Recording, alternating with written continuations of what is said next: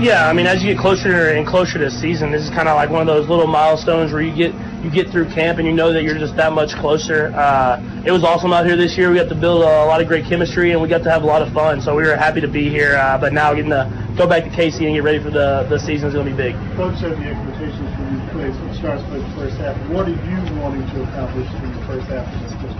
Yeah, I mean, you want to just be successful at moving the ball down the field. It's not so much about throwing touchdowns or going out there and getting the big play, but it's just about having those positive gains, moving the ball, doing the things the right way, and hopefully that turns into points.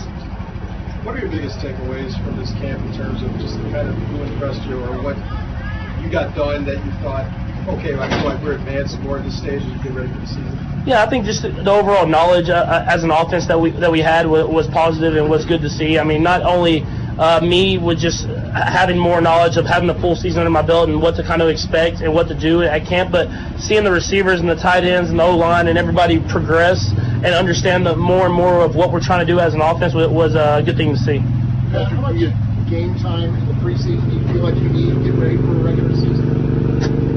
I've never really thought about it. I mean, for me, I treat the preseason just like it's a regular season. Go out there, try to play the game like it's supposed to be played, and until coach takes me out, I'm gonna go out there and try to score points. Pat, is your leadership style any different year 1 to year 2 as starter? Do you notice any changes about yourself, the way you're interacting with people as a leader?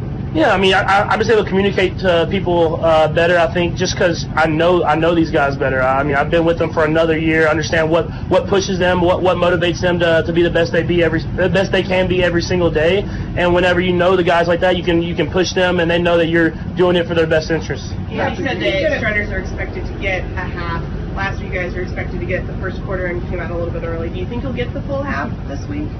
Yeah, I mean, I'm going to go out there and play. I mean, my mindset is I'm going to play a half. I'm going to go out there, hopefully get a couple to 3 or 4 or 5 drives, whatever it is, and I'm going to try to score points every time I'm out there. Patrick, you were the third highest scoring offense in the history of the league last year. A lot of people take that theme to mean you can't possibly replicate that. You can't be that good.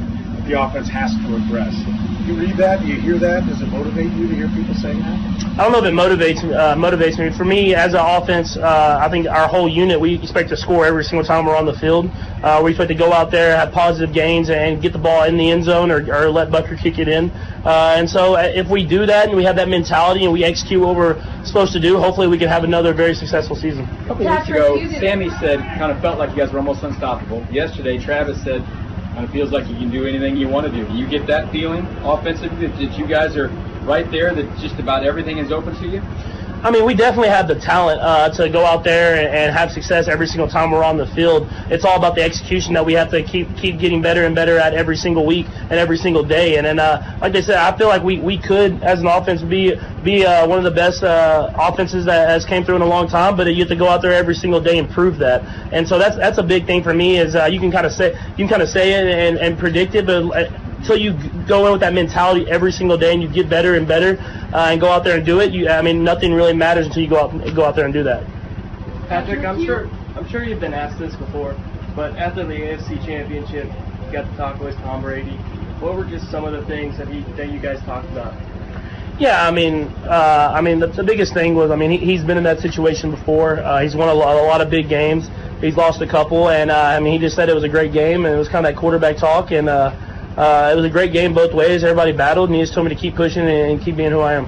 Patrick, you did a great job in the offseason, bonding with guys and the receivers. But Coach was just up here saying, as we live together, we find out things about each other. Have you seen this team grow closer because of this experience in St. Joe? Yeah, I think we always do. I always said the third floor was kind of the most fun floor. We were always messing with each other's rooms and trying to do this and that to keep people trapped in their room and doing everything like that, and that's just building chemistry. And it's kind of that thing where you get to be around people that you might not get to be around all the time, like you are out here in St. Joe's, and so it's definitely a good experience for me every year. Trapped in their room? Yeah, we had a mattress up on someone's door so they couldn't get out of their room. So it's just stuff we do. Ivy. We had him locked in his room. So yeah. A little off the field. You announced that your face would be on the hood of a race car. Can you talk about how that came about?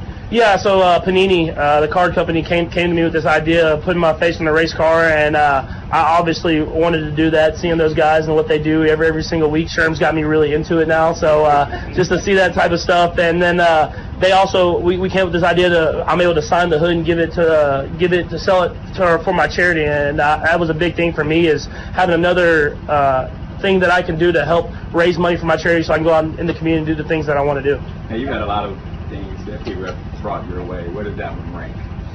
Yeah, it's definitely up there. Anything that, for me, that I can do that is fun and that can help other people is something that I always look at for those opportunities to do. And I think having an opportunity like this is something that is really special and really cool that I'll be able to have. Have you all had a Madden challenge yet, where you've gone up against some of your teammates and see who's the best at it so far? We did a little bit last year. I haven't played any of those guys this year. I don't want to play Darrell Williams again because he beat me pretty bad. So as long as I don't have to play him, I'll challenge anyone else. Are you sure they try to add any more shoes to your new closet out there?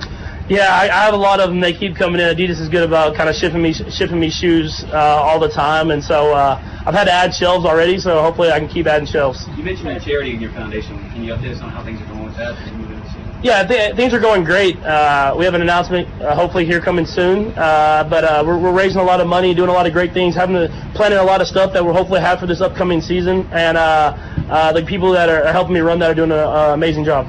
A couple more, guys. You and Marcus Kemp came in as rookies same season. How have you really just seen him develop as a player, especially during this camp? Yeah, I think the understanding of the offense. I always go back to it, but when you really understand what Coach Reed's trying to do with the plays that he's doing and the plays that he's calling, you can kind of you see that next step guys take. And Marcus Kemp has always been great about going out there and making plays. These tough contested catches that you've always seen, but now that he's understanding the offense more and more, he can really get himself open and do different things that he hasn't been able to do in the past. You've gone up against this defense from day one. What have you seen in their growth from day one? They have a lot of different stuff. That's the biggest thing to me. It seems like every single day there's something else they're getting me on with a different pressure or a different coverage that they're playing that they kind of going off something that they've done a few days before. And so just when you feel like you've kind of figured it out, they have something else that they're adding to it. And I think that's a tribute to the coaches, with Coach Spags, of course, but all these other coaches that have kind of came in from these different backgrounds and put their input into it has really kind of made them a well-versed defense.